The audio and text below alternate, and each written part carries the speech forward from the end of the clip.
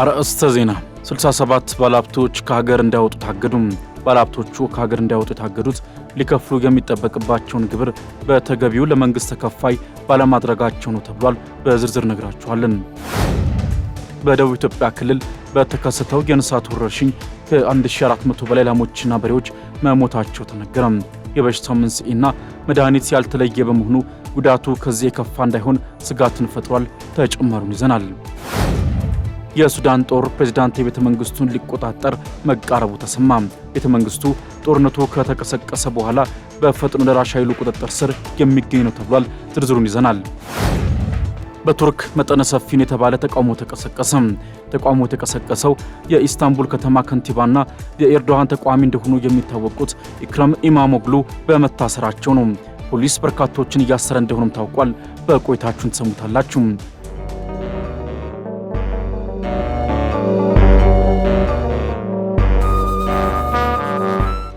ሰላም ጤና ይስጥልን ውድ ሀገሬ ቴሌቪዥን ተመልካቾች፣ ከሀገሬ ቴሌቪዥን በአርዕስተ ዜና ጠቁመናችሁናል ሌሎች ርዕሰ ጉዳዮችን አካተን የሰዓቱን መረጃዎች ይዘን ቀርበናል። ሙሴ ከበደ ነኝ። እስከ ፍጻሜው አብራችሁን ቆዩ።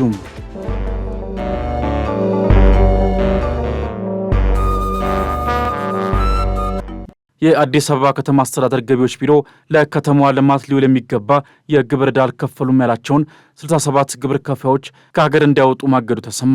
ከተማ አስተዳደሩ ከዚህ ቀደም ከ3.2 ቢሊዮን ብር በላይ የግብር ዕዳ ያለባቸውን 62 ግብር ከፋዮችን እንዳገደ ያስታወሰው ተቋሙ ሶስቱ በመክፈላቸው እገዳቸው እንደተነሳ ገልጿል። የከተማ አስተዳደሩ ገቢዎች ቢሮ አክሎም አዲስ 8 ግብር ከፋዮች መክፈል ያለባቸውን 149 ሚሊዮን 939,566 ብር ባለመክፈላቸው ከሀገር እንዳይወጡ ለፌዴራል ኢሚግሬሽንና ዜግነት አገልግሎት ዝርዝራቸውን ማስተላለፉን በማህበራዊ ትስስር ገጹ ላይ አስፍሯል።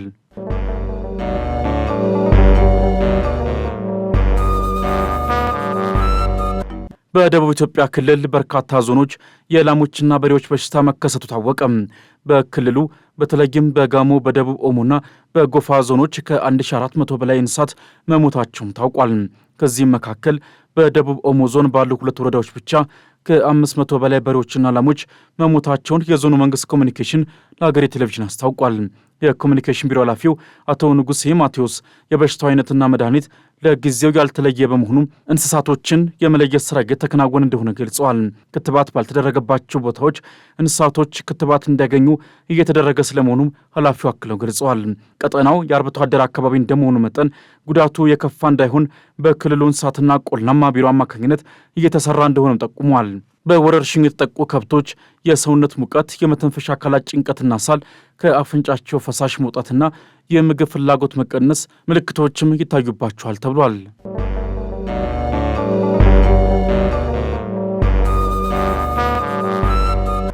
ከዓለም አቀፍ የገንዘብ እጥረት ጋር ተያይዞ ለስደተኞች የሚደረገው ድጋፍ በየዓመቱ ከ30 እስከ 40 በመቶ እያሽቆለቆለ መምጣቱ ተነገረም። ከዚህ ቀደም ከተለያዩ ውጭ ሀገራት ተሰደው በኢትዮጵያ ተጠልለው ለሚገኙ ስደተኞች ከፍተኛ ድጋፍ ይደረግ ነበር ያሉት በስደተኞችና ተመላሾች አገልግሎት የጋምቤላ ቅርንጫፍ ጽሕፈት ቤት ኃላፊ አቶ መዝገብ ወርቅ ገብረ ማርያም በአሁኑ ወቅት ግን እርዳታው በእጅጉ እየቀነሰ መምጣቱን አስረድተዋል። ባለፉት ዓመታትም ለሰብአዊና ማህበራዊ አገልግሎቶች ላይ የሚውል ዓለም አቀፍ ድጋፍ እስከ 40 በመቶ በሚደርስ መጠን እየቀነሰ በመምጣቱ ለስደተኞች በሚሰጡ አገልግሎቶች ላይ ጉልህ ጫና እየፈጠረ መሆኑን ለሀገሬ ቴሌቪዥን ተናግረዋል። በክልሉ በ7 የስደተኛ መጠለያ ጣቢያዎች ከ387,000 በላይ ስደተኞች ድጋፍ እያገኙ ነው ብለው ዓለም አቀፉ ማህበረሰብ ድጋፉን አጠናክሮ እንዲቀጥልም ከፍተኛ ጥሪ ማድረግ ይገባል ሲሉ አሳስበዋል።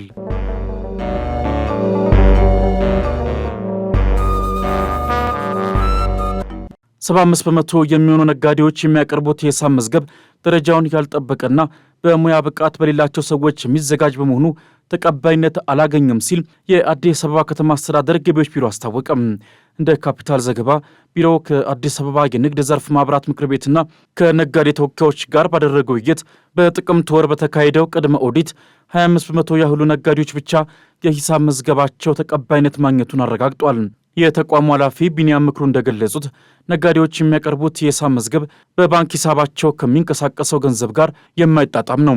በብዙ ሚሊዮን የሚቆጠር ገንዘብ በባንክ አካውንታቸው ላይ ቢታይም በሂሳብ መዝገባቸው ላይ ምንም ትርፍ እንዳላገኙ ያሳያሉ በማለት መናገራቸውን ካፒታል ዘግቧል።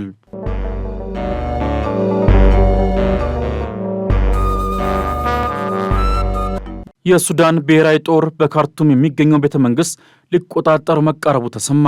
በጀኔራል አልቡርሃን የሚመራው የሱዳን ጦር ካርቱምን ለቆ ከወጣ 2 ዓመት ተቆጥሯል። በካርቱም የሚገኘው ቤተ መንግሥት በጀኔራል ሐምዳን ዳጋሎ ቁጥጥር ስር በሚመራው ፈጥኖ ደራሽ ኃይል የሚገኝ ነው። ከቀናት በፊት የከተማዋን ከፊል አካባቢ ዳግም መያዙ የተሰማው ጦሩ ከፕሬዝዳንታዊ ቤተ መንግሥት ጥቂት ርቆ እንደሚገኝም ታውቋል። ከቅርብ ጊዜያት ወዲህ የሱዳን ጦር ዳግም ማንሰራራት በማሳየት ከተሞችን መልሶ እየተቆጣጠረ እንደሆነ ሲዘገብ ቆይቷል። በተባበሩት አረብ ኤሚሬቶች እንደሚደገፍ የሚነገርለት ፈጥኖ ደራሽ ኃይሉ በሀገሪቱ ለሚፈጠሩ ግድያዎች ተጠያቂ ሲደረግም ቆይቷል። የሀገሪቱ ጦር መልሶ በተቆጣጠራቸው አካባቢዎች የሚገኙ መሠረተ ልማቶች መውደማቸውንም ሲያሳውቅ ነበር። ሁለቱን ወታደራዊ መሪዎች ለማሸማገል አሜሪካን ጨምሮ በተለያዩ ሀገራት ጥረት እየተደረገ ቢሆንም ለውጥ ግን አላመጣም። ሱዳን ከ3 አስርተ ዓመታት በላይ የመሯት ዑመር ሐሰን አልበሽር በተቃውሞ ከተወገዱ በኋላ በተባባሰ የእርስ በርስ ጦርነት ውስጥ ትገኛለች። የሀገሪቱ ግማሽ በመቶ ሕዝብ ለከፋ ችግር የተጋለጠና በሚሊዮኖች የሚቆጠሩት ደግሞ ወደ ጎረቤት ሀገራት ሰደዋል። ይህም ዓለም ካስተናገደችው ማኅበራዊ ቀውሶች መካከል ከፍተኛው ነው ሲል የተባበሩት መንግሥታት ድርጅት ሪፖርት ያመለክታል።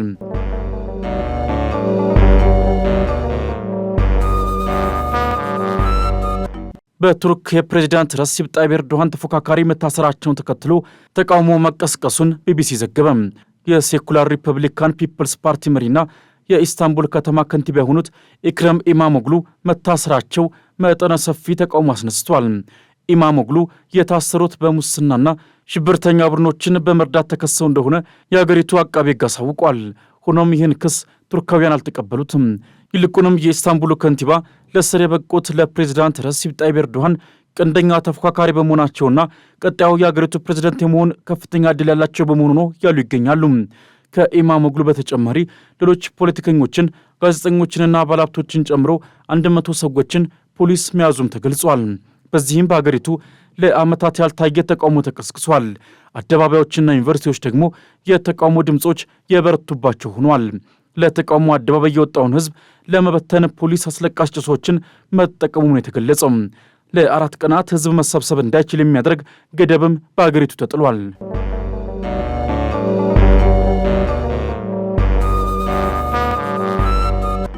የአሜሪካው ፕሬዚደንት ዶናልድ ትራምፕ ከዩክሬን አቻቸው ቮሎዲሚር ዘለንስኪ ጋር በጣም ጥሩ ነበር ባሉት የስልክ ውይይት በዩክሬን ሰላም እንደሚመጣ ተስፋ አለኝ ብለዋል። የስልክ ውይይቱ የተደረገው በነጩ ቤተ መንግሥት ከተፋጠጡና ያለ ስምምነት ከትራምፕ ጋር ከተለያዩ ከሳምንታት በኋላ ነው። በዚሁ የስልክ ስምምነታቸው ዩክሬን ሕዝብ በተሰበሰበበት አካባቢና የሕዝብ መገለገያ መሠረተ ልማቶች ላይ ያነጣጠረ ጥቃት እንደማትሰነዝር ቃል ያስገባም ነው። ትራምፕና ዘለንስኪ በሳውዲ አረቢያ የተደረሰውን የ30 ቀናት የተኩስ አቁም ስምምነቱን ቢቀበሉትም የሩሲያ ፕሬዚደንት ቭላዲሚር ፑቲን በበኩላቸው ስምምነቱን እንደማይቀበሉ አሳውቀዋል። ዝርዝር መረጃን ያካተተ መግለጫ ያወጡት የአሜሪካው የውጭ ጉዳይ ሚኒስትር ማርኮ ሩቢዮ እንዳሉትም ትራምፕ ለዩክሬን አየር መቋቋሚያ ስርዓት በተለይ ከአውሮፓ እርዳታ ለማግኘት እንደሚሰሩ ተስማምተዋል ብሏል። ፑቲንም ሆኑ ዘለንስኪ የኃይል ማመንጫ መሠረተ ልማቶች ላይ የሚደርስ ጥቃት እንዲቆም እንደሚስማሙ ቢያስታውቁም ሁለቱም መሪዎች አሁን እየደረሱ ላሉ ጥቃቶች እርስ በርስ ይወቃቀሳሉ ሲል ዘ ኢንዲፔንደንት ዘግቧል።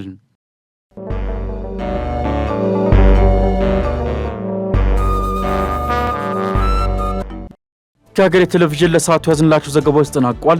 ሙሴ ከበደ ነበርኩኝ። አብራችሁን ስለነበራችሁ እናመሰግናለን። መልካም ቀን ይሁንላችሁ።